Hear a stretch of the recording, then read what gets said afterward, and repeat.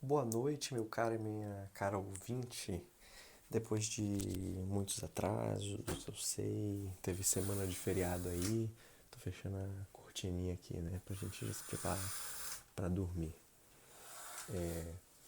Teve feriado aí, no feriado pensei que ia ter um tempo aí de fazer um episódio do podcast, mas não deu.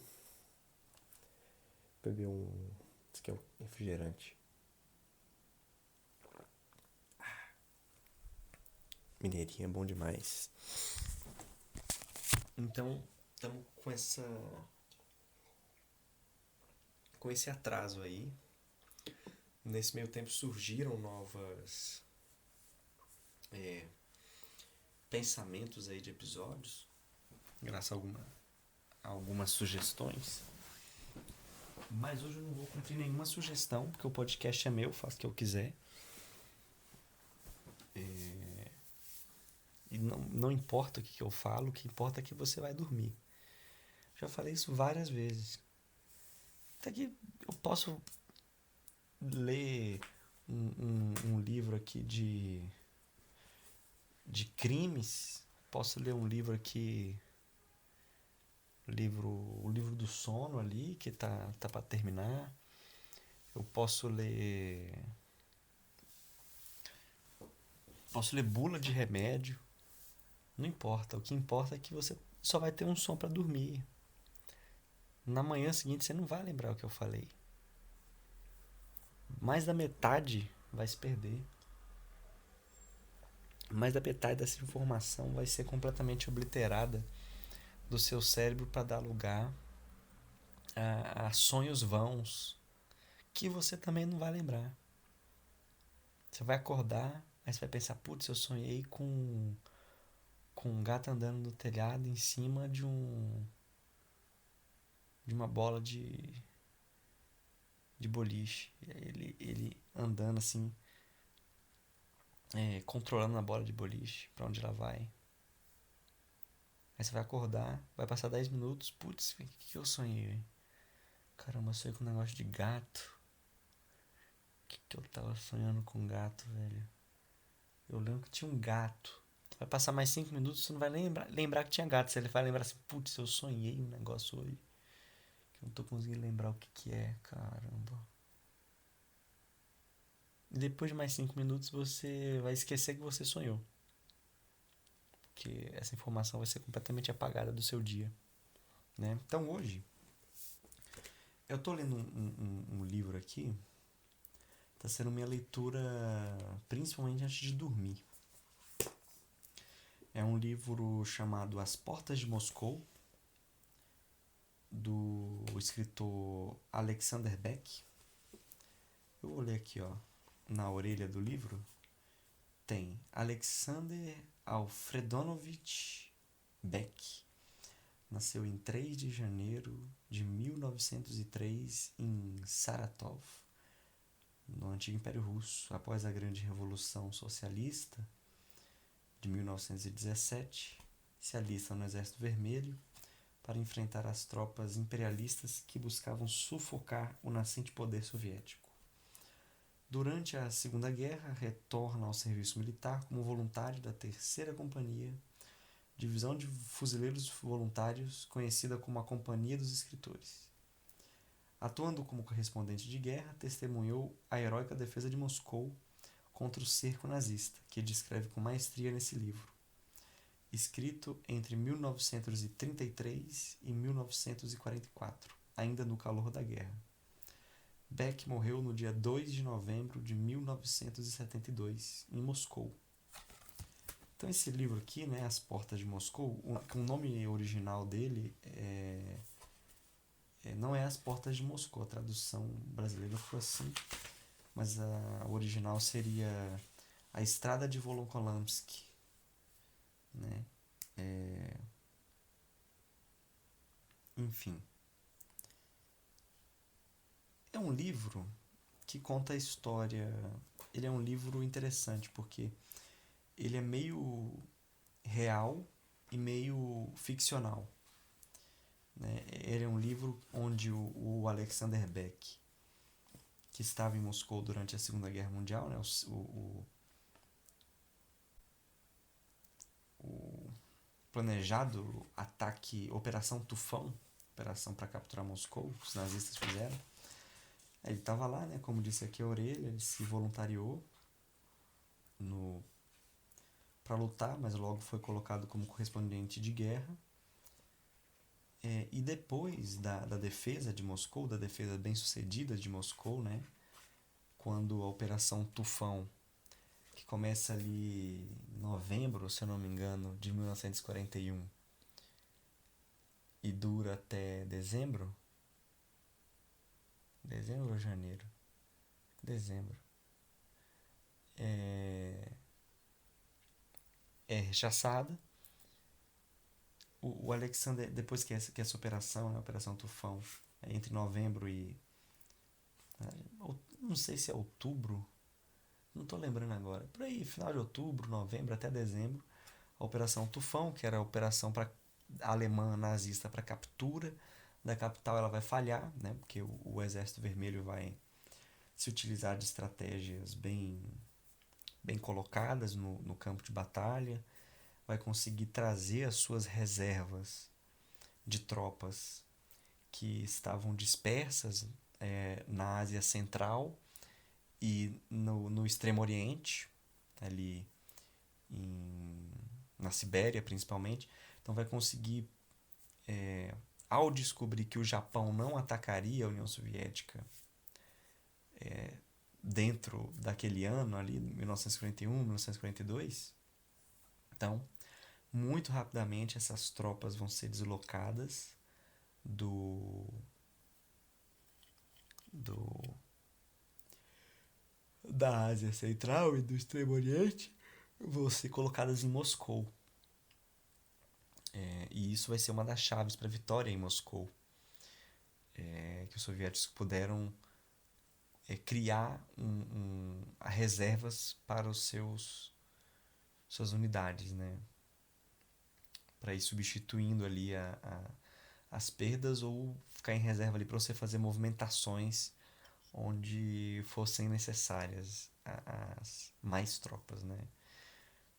É claro que a preparação da cidade feita pela liderança do partido foi muito importante.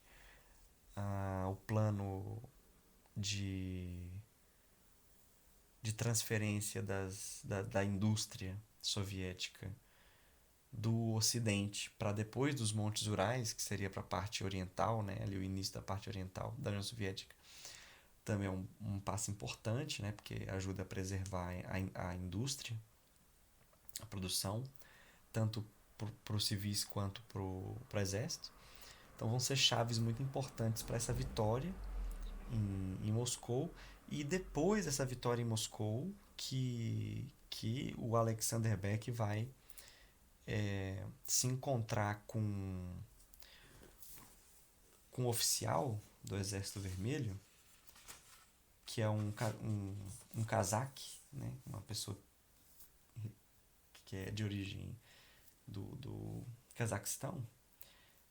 O oficial Bardijuan, não sei como é que fala isso, Mamit Uli, que na época era um tenente sênior, né? E comandante de um batalhão na Batalha de Moscou. Ele vai entrevistar esse cara e dessa entrevista vai fazer o livro. Então vai perguntando para ele ali como foi a defesa de Moscou. Já que o Momish Uli foi um oficial muito prestigioso, né, experiente, que esteve nessa batalha e guiou as suas tropas rumo à vitória, mesmo com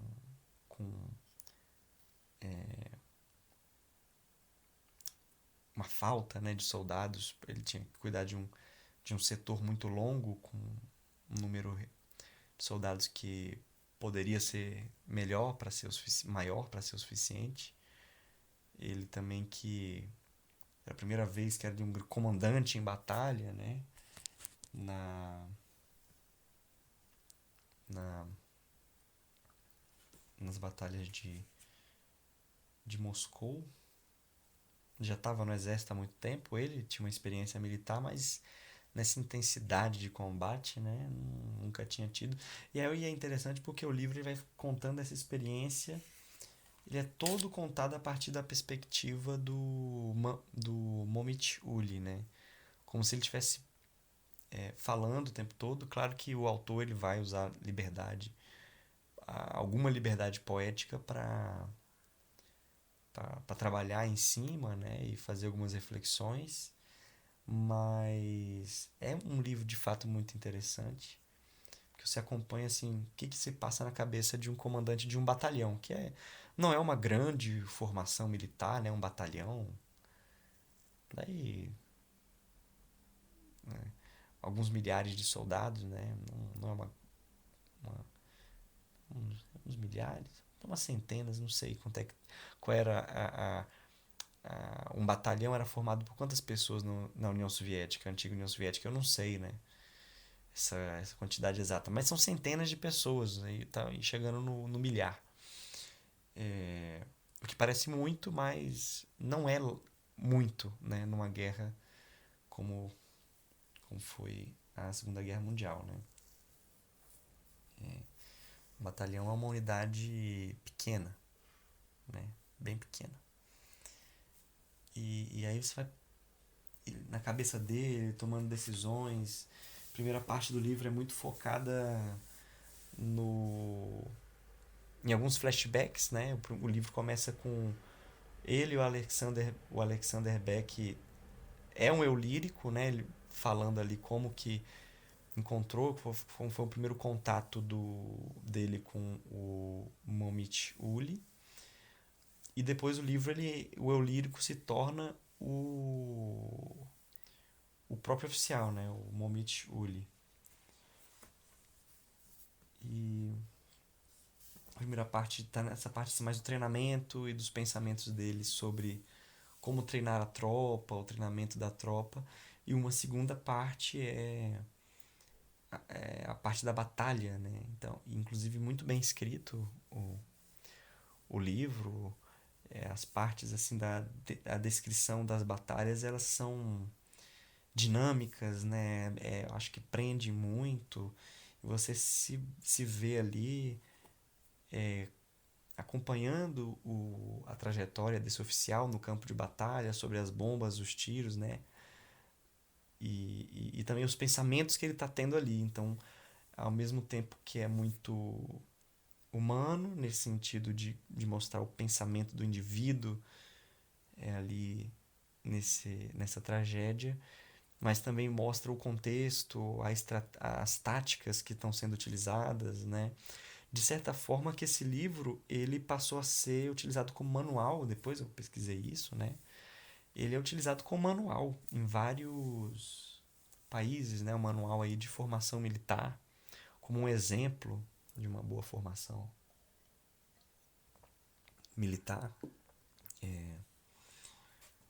E aí tá, né? Eu vou pegar aqui, com o podcast eu já falei que é meu, eu faço o que eu quiser. Eu vou ler um trecho aleatório aqui, que é de onde eu parei, né? Parei numa subseção aqui, ó, a motinha prevenindo a gente aqui do roubo. Tô numa parte aqui agora que os alemães estão prestes a. Eles ainda não atacaram com as tropas, eles estão bombardeando ali as trincheiras, né? As posições soviéticas, no comando do, do oficial Momit Uli. E o Momit Uli, ele teve. Eita, tem uma moto passando aqui muito da brava. Ele substituiu o, o elemento de ligação da artilharia, que foi atingido, né? Foi ferido, aí ele teve que fazer esse trabalho aqui. Que os alemães eles passaram o dia inteiro atacando de manhã até o meio da tarde, bombardeando as posições. Enquanto bombardeavam, eles moviam suas tropas para se preparar para o ataque. A partir de um bosque, né, de uma parte ali com árvores no, na lateral, né, em um dos flancos de onde o batalhão estava entrincheirado. Na frente tem um rio, né, uma posição à frente de um rio Dusna, esqueci agora o nome do rio. E esse bosque fica à direita do flanco soviético, né? E os alemães estavam lá e bombardearam o cara da artilharia soviética, né? Porque ele, não, vamos mandar artilharia para lá também, as tropas estão se concentrando no bosque, vamos jogar ferro neles. E ele foi atingido, o cara lá que liga pelo telefone dando as coordenadas da artilharia, e o Momitiuli fez essa tarefa e ele começou a falar assim, putz, agora eu tenho que fazer um trabalho de passar pelas trincheiras visitando os meus comandados, né, os meus grupos de combate, meus soldados, para animar eles, porque o ataque tá vindo. O ataque tá vindo e eu tô aqui visitando, pulando de trincheira em trincheira e a bomba caindo e o caralho. E eu parei nessa parte, né? Que tá se movimentando aí entre as posições para observar como tá, e que é o primeiro combate dele e dos soldados como um todo, né? Então a presença dele, ele acha que vai confortar e alegrar os soldados para a batalha iminente. Eu vou ler aqui agora, né? Eu já contei o que está acontecendo.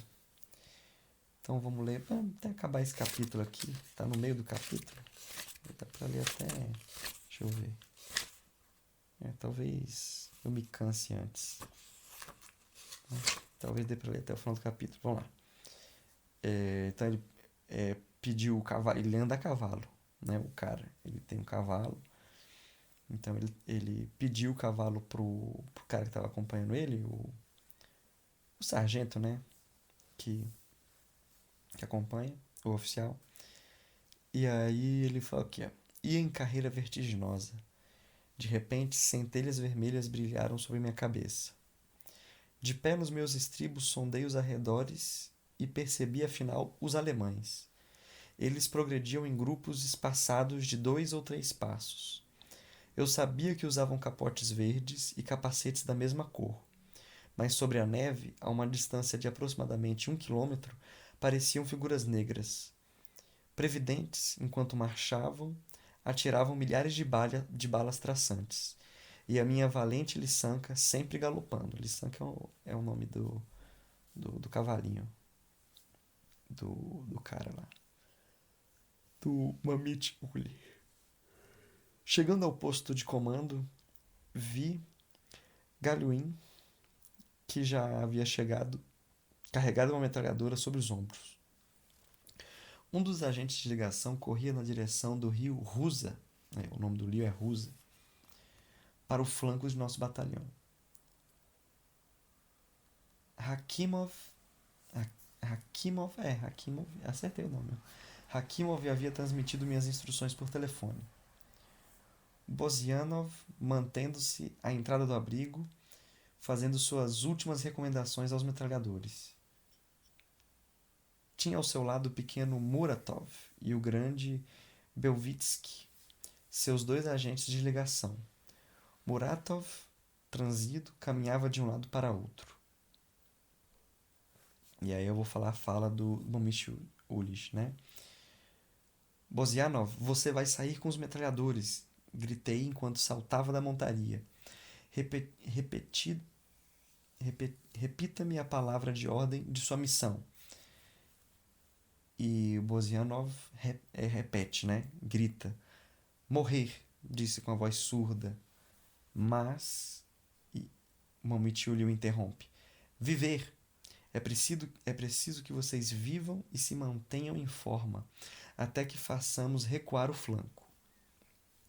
Está visto, camarada comandante, responde o comissário Buzianov. Leve a tropa para o fundo do barranco com muita calma. Deixem virem os inimigos. Né? Concluiu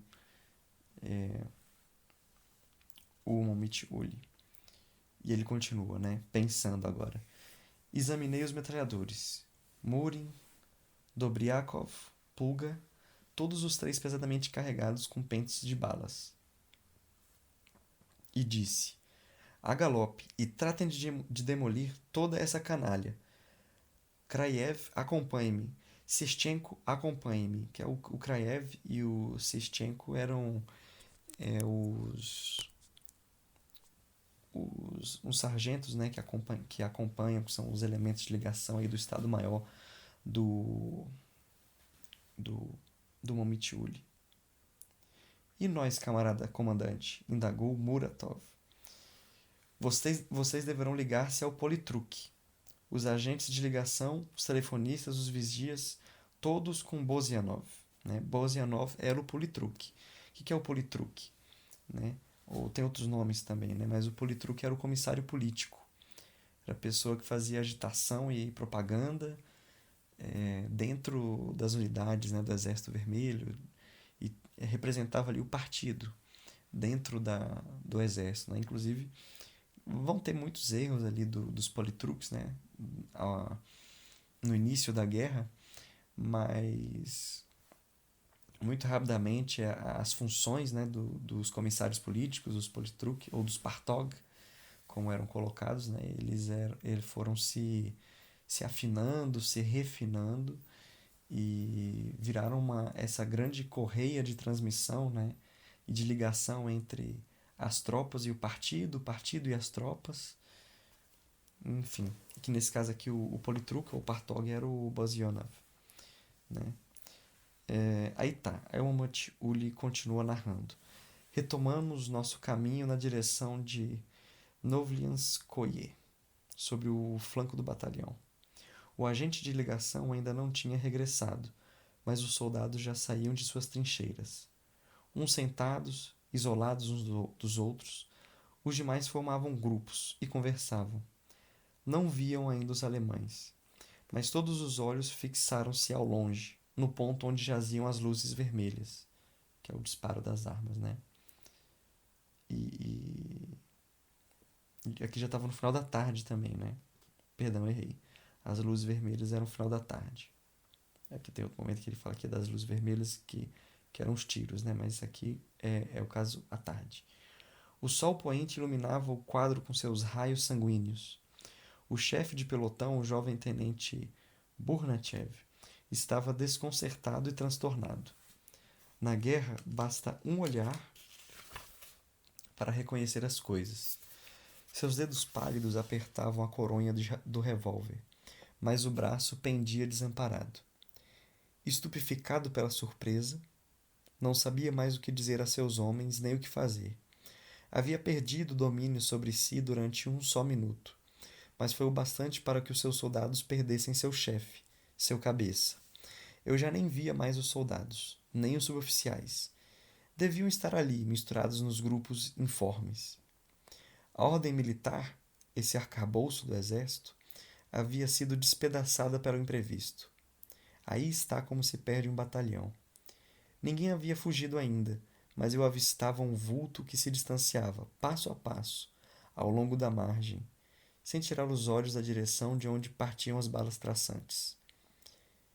Ia só, furtivamente, mas se aquele fugitivo solitário desatasse a correr, não seria seguido por outros demais? E de repente alguém apontou o vulto com um gesto imperioso, estranho. Quem é que comanda aqui? Reconheci ao longe Tolstonov e respirei aliviado.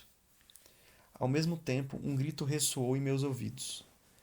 Aonde vai você? Foge! Espera um pouco. Eu já lhe ensinarei uma coisa, covarde. Se der um passo atrás, meto-lhe uma bala na cabeça. Era a voz do delegado do partido, ligado à companhia. Um casaque baixinho, de nariz pontiagudo, que atendia pelo nome de Bukeyev.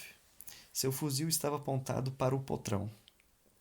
Só então distingui os homens que não se haviam reunido em grupos e pareciam influenciados pela energética atitude de Tustonov.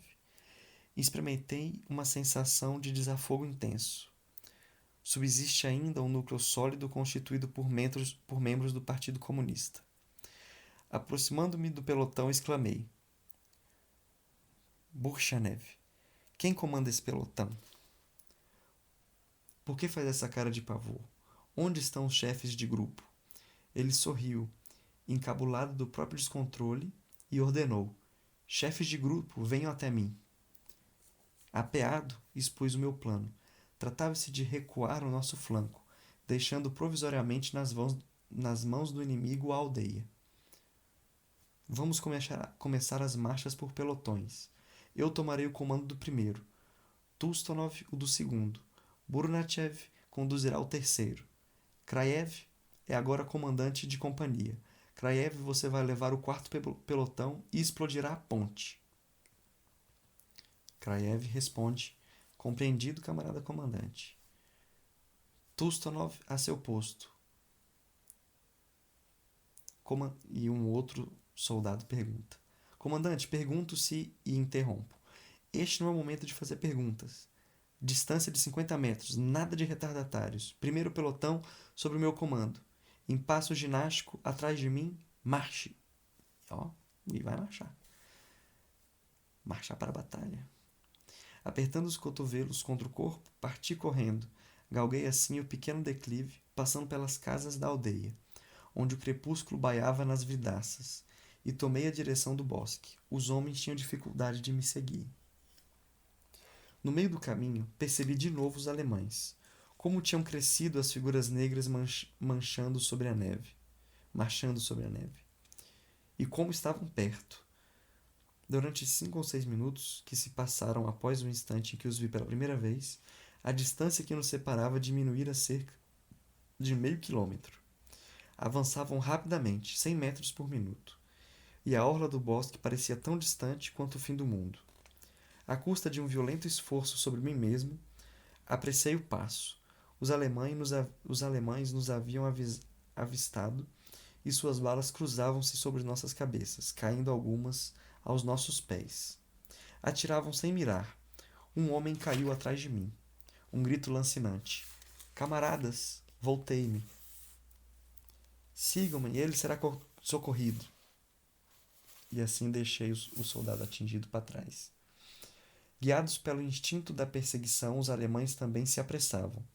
Mas o bosque já não estava tão distante, apenas 100 metros. E de repente senti que perdi as forças.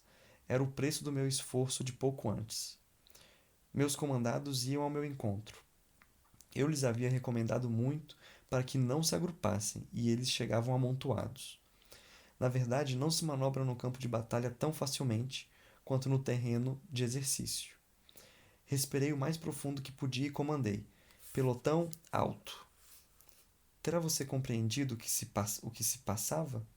Esse grito de alto, sozinho, era um balanço, um sumário de toda a história de nosso batalhão, de todos os sentidos, de todos os implacáveis executar ordens, transformados em hábitos profundamente gravados no espírito dos homens pela morte do covarde, fuzilado por minha ordem por causa do acontecido em Séreda, onde, uma vez já, havíamos vencido os alemães e o medo que deles tínhamos. Admito a possibilidade, isso aqui é porque no começo do livro ele toma a decisão de fuzilar um cara que estava fugindo, né? Para dar um exemplo lá e tal, lá. Um momento complicado da batalha.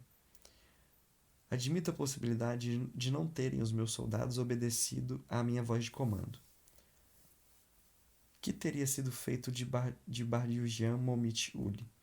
Seria apenas um chefe desmoralizado, responsável pela fuga de seus homens. Um daqueles que são fuzilados diante das tropas. Meus soldados pararam firmes em torno de mim, ofegantes. E gritei: chefe de pelotão! E ele responde: presente. e eu ordeno: de bruços, fogo, o primeiro à direita.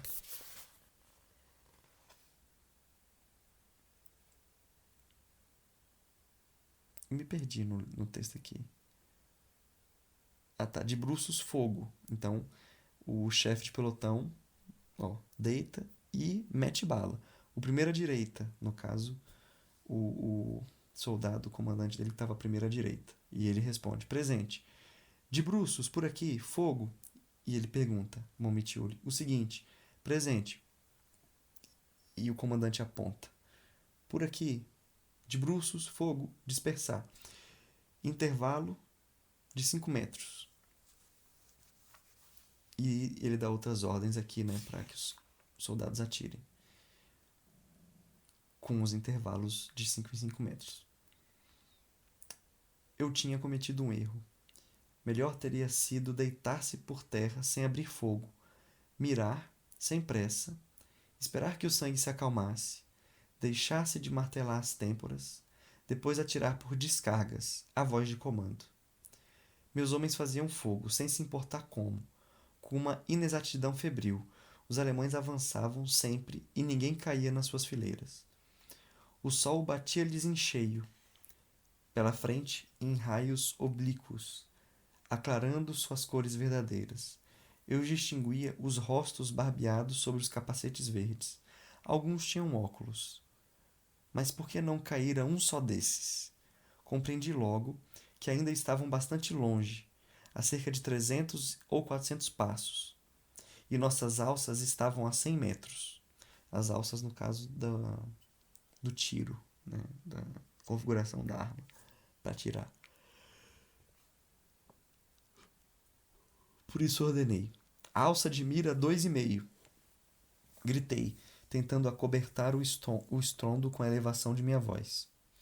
A seção de Tustonov chegara sobre nossas pegadas, enquanto a terceira apareceu por detrás das casas de Novlianskoye. É o nome da aldeia, né? Os alemães aproximam-se cada vez mais. Um verde tombou, depois outro. Uma voz geme entre nós. Uma das extremidades da linha inimiga era-nos ocultada pelas casas de Novlianskoye. Tínhamos deixado cair a aldeia em suas mãos.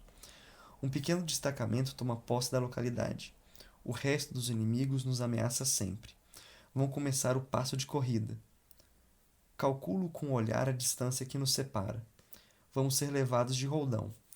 Nunca lhe aconteceu experimentar essa sensação de um pressentimento que aperta o coração e conturba.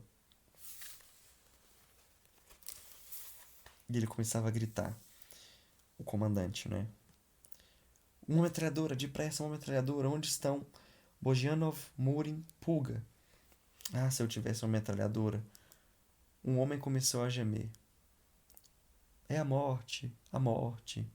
E esse grito doloroso dilacerava os nervos, arrancavam a coragem.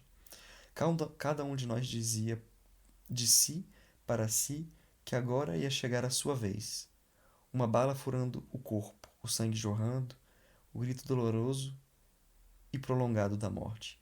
Cada um de nós, eu disse. E era bem verdade. Eu também estremecia e sentia aproximar-se de minha garganta esse frio que paralisava a razão e a vontade. Voltei-me para o lado, de onde vinham os gritos. O ferido estava deitado sobre a neve, a cabeça nua. O sangue manchava seu rosto e pingava do queixo sobre o capote. Seus olhos enormes, brancos, terríveis. Outro jazia ao seu lado, rosto enfiado na terra, apertando a cabeça com as mãos, como para nada ver nem ouvir. O que seria? Estaria morto? Suas mãos tremiam. Sua metralhadora de mão afogava-se na neve. Quem será? Mas era Djilblaev, um cazaque, meu compatriota. Não tem nada. O porco apenas morre de medo. Como se eu também não me desejasse enterrar-me na neve. Incrustar-me, tornar-me pequeno e não pensar mais em nada. Dei um salto onde ele estava. Gritei com ele. Ele tremeu e levantou a cabeça pálida. Trate de atirar, covarde! Gritei. Ele tomou a metralhadora de mão, deu ao gatilho e expeliu uma rajada sem pontaria. Gritei novamente. Mire bem, mate-os! Digibraev olhou-me com os olhos ainda assustados, mas já razoáveis, e respondeu devagar. Atirarei, Aksakal. Aksakal é uma palavra em cazaque que significa chefe ou pai, no sentido de respeito, né, e carinhoso, de certa forma. E os alemães sempre mais perto. Eles avançavam rapidamente, certos do triunfo, sem mesmo darem-se ao trabalho de abaixar-se, protegidos pelos dardos intermináveis de suas armas automáticas, que nos cegavam, ensurdeciam e impediam de erguer a cabeça para visar friamente. Onde está Bugianov? Onde está a metralhadora? Por que não se manifesta? O ferido não para de gritar. Chego junto dele a correr. Vejo seu rosto coberto de sangue e suas mãos vermelhas e úmidas. E ordeno: deite-se, silêncio. E ele geme. Silêncio, morda um pano, morda o seu capote se tem dor, mas cale a boca. E ele se calou. Era um bom soldado. Afinal, uma traqueada metralhadora, uma intensa rajada, aparece no ar. Era Buzianov. Bravo, Buzianov. Você soube deixá-los chegarem bem perto, sem denunciar sua posição. Agora, nossos metralhadores executavam um tiroteio cerrado, quase a queima-roupa. As primeiras rajadas fizeram cair o centro da linha inimiga. Era de ver o seu pânico. Até então eu jamais havia ouvido o alemão gritar aos berros assim. Ignorava uma característica que lhes era própria. No campo de batalha, ao menor revés, à menor arranhadura, os soldados alemães urravam como possessos, clamando por socorro. Os nossos nunca o fazem. Todavia, a força que se lançava sobre nós era ainda organização. Uma ordem apenas, e logo toda a linha alemã se atirou ao chão, de rastros, como um só homem. Podíamos respirar. 1 minuto depois, Tulsonov aproximou-se de mim, rastejando, e disse: O que acha, comandante? Atacaremos a baioneta? Sacudi a cabeça negativamente. É fácil escrever nas revistas ou nos romances. Ao grito de urrar, nossos soldados lançaram-se de baionetas caladas e os alemães perdidos, abalados com todas as suas forças e pernas bambas. Mas na guerra de verdade, a coisa não se passa bem assim. Porém, não deixaria de haver um grito de vitória naquela tarde. Meu batalhão, afinal, não estava sozinho no mundo e na batalha. E esse grito de vitória veio de onde nós não esperávamos, e muito menos dos alemães.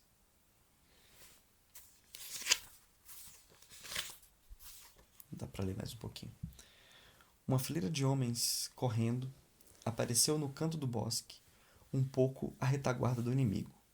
Os últimos raios de sol permitiam que reconhecêssemos os soldados do Exército Vermelho.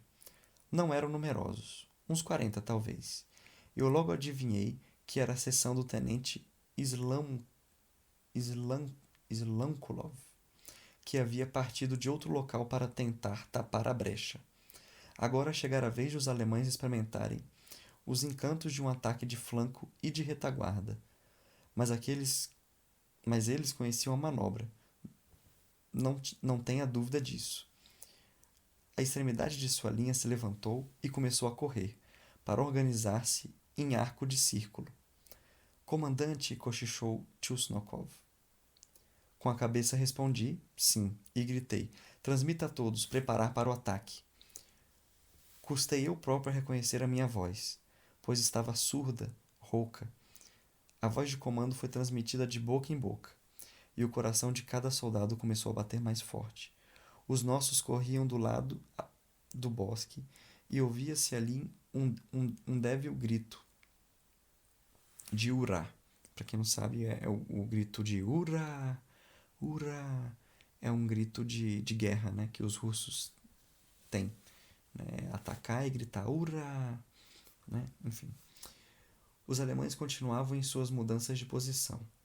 Diante de nós, a frente tornara-se menos compacta, mas enriquecera-se de uma metralhadora leve, que, pelo visto, estaria um pouco mais para trás até aquele momento, a fim de atirar sobre nós só quando fosse absolutamente necessário. Meus soldados já não mais atiravam, deitados no chão, mãos crispadas nos fuzis, à espera da ordem que aguardavam desde o primeiro dia do seu serviço militar, a mais terrível de todas as ordens: atacar a baioneta.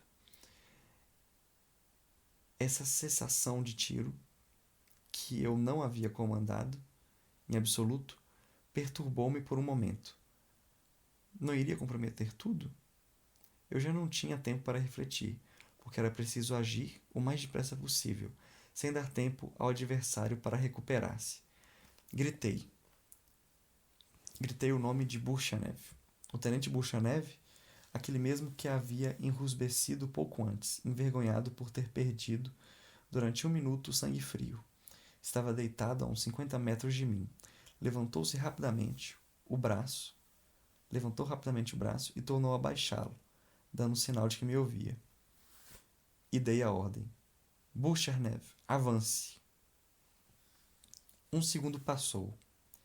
Você há de ter ouvido falar, certamente, do heroísmo coletivo do Exército Vermelho. Mas fique sabendo que não existe esse heroísmo coletivo se não houver um chefe a dar o exemplo. Não é absolutamente coisa fácil lançar os soldados a uma carga. Eles nunca obedecerão a uma tal ordem se não houver um chefe que se levante primeiro e se jogue para a frente. Burchanev levantou-se. Sua silhueta curvada e nervosa desenhou-se no céu ensombrado. A lâmina de uma baioneta brilhava na altura de seu ombro. Ele havia tomado o fuzil de um dos seus soldados. Sua boca estava aberta. Erguendo-se do chão, cumpria a ordem, que não era só minha, mas da própria pátria e de um de seus filhos. Gritou pelos pulmões. O soldado Burchanev. Por nossa pátria e por Stalin. Até então, acontecera-me ler nos jornais certas descrições. Quase sempre diziam a verdade os senhores correspondentes de guerra. Os homens atiravam-se ao assalto com esse grito, mas eu dissera com os meus botões que aquilo era demasiado simples e demasiado belo, porque ao chegar a nossa vez, nossa voz morreria na garganta e só poderíamos deixar escapar um vago rugido, algo semelhante a para morrer, ou melhor, apenas um débil grito, um débil ura. Mas eis que naquele momento grandioso e trágico, rompendo os milhares de elos que ligavam o homem à terra sob o fogo, Burchanev gritava exatamente: pela pátria e por Stalin. O grito dissipou-se. Burchanev tropeçava num fio invisível e tombara de comprido. Parecia que ele ia levantar-se e recomeçar a corrida para a frente, arrastando todos os outros. Mas Burchanev não se mexia, com os braços em forma de cruz. Todos olhavam para o jovem tenente estirado sobre a neve, ceifado, desde os primeiros passos, como se estivesse à espera de alguma coisa. Outro segundo passou-se ainda, e os homens imóveis. Um soldado saltou sobre os pés e lançou ao ar o mesmo apelo sob a metralha: pela pátria e por Stalin. A voz era anormalmente aguda, diferente. Reconheci o sotaque ucraniano e a figura delgada de Bukeyev. Ele caiu no mesmo instante. As balas devem ter acertado a cabeça ou o peito. Dir-se-ia, entretanto, que uma foice bem afiada havia-lhes cortado as pernas, como acontecera a Burchanev. Eu me achava em extrema tensão nervosa. Meus dedos crispados arranhavam a neve. Outro segundo se escoava e ninguém se mexia. Já não era só uma metralhadora, mas duas, que atiravam sobre nós. Na penumbra do crepúsculo, distinguia-se nitidamente as longas chamas intermitentes que escapavam dos canos e iluminavam os atiradores. ajoelhados atrás de seus escudos, contendo nosso ataque sob um tiro de barragem ininterrupto. Nossos camaradas, aqueles que haviam surgido do bosque no momento crítico, avançavam sempre, apesar da metralha, que se despejava sobre eles igualmente. Vamos nós ficar ali, parados, e oferecer à morte aquele punhado de bravos? Cada um de nós estava realmente atormentado, pronto para pular, mas nenhum ousava dar o exemplo. Como poderíamos explicar aquilo? Seríamos uns covardes? Não haveria um só capaz de ser o primeiro? Percebi que todos os olhos fixavam-se em mim, como se cada um perguntasse o que faria o comandante naquela emergência. E consciente de cometer uma loucura, precipitei-me para a frente. Um pulso forte me deteve pelas espáduas e me fez cair deitado sobre a neve, enquanto Tulstonov blasfemava como um carroceiro. Não seja idiota, comandante. Seu rosto rude, mas amável, transformava-se num abrir e fechar de olhos. Todos os músculos retesavam-se, petrificados. Repeliu-me para se levantar bruscamente, mas então fui eu quem o reteve. Eu não queria perder Tulstonov. Contivera-me e tornava-me novamente um comandante de batalhão. Experimentei a mesma sensação, porém muito mais viva, ao verificar que eu era o ponto de convergência de todos os olhares. E os homens tinham certamente visto que se o comandante, depois o Politruk-chefe, tinham pretendido lançar-se ao ataque, talvez o teriam feito. Eu tinha semeado a perturbação no espírito dos soldados. Desde que eu próprio havia retrocedido, eles não deviam mexer-se tão pouco. Um chefe deve compreender que, num combate, os soldados tomam suas palavras e seus atos como regra de conduta. Cada um de seus gestos, o menor movimento de sua fisionomia, são atentamente observados. O chefe não lhe dirige apenas os tiros, as manobras, mas também sua psicologia. Eu tinha retomado plena posse de mim mesmo. A bem dizer, não competia ao comandante do batalhão conduzir seus soldados a uma carga, num combate corpo a corpo. Lembro-me de tudo que havia sido ensinado, principalmente dos preceitos de Panfilov, que era o general que comandava. Não se faz a guerra com o peito dos soldados de infantaria. Poupe o soldado, poupe por atos e pelo fogo. Minha narrativa parece-lhe extensa, mas os fatos mesmo não duram mais do que alguns segundos. Alguns segundos durante os quais nós aprendemos a fazer a guerra e aprovamos as lições do inimigo. Eu gritei. Fogo em rajada sobre as metralhadoras. Obriguemo-los a se abaixarem. Os homens haviam compreendido qual era o meu desígnio. Agora nossas balas choviam sobre o inimigo. Uma de nossas metralhadoras estava em atividade, bem perto de lá. Ela se calou exatamente no instante em que eu ordenei a Burchernev que se lançasse à frente. Tulstonov rastejou até ali. A metralhadora começou de novo a funcionar. Então aqui está refletindo sobre, será que eu vou, levanto e guio os soldados para uma carga de baioneta, seja um combate corpo a corpo, ou não faço isso? Não, eu sou o comandante do batalhão. Ele é o comandante do batalhão, ele tem que ficar vivo, ele tem que poupar, os soldados, e a si mesmo também. Então quem que vai comandar? Então ele dá a ordem para que as metralhadoras voltassem a atirar nos alemães e nas metralhadoras alemãs. Tem 2 metralhadoras alemãs fixadas ali na frente. Vimos que os metralhadores alemães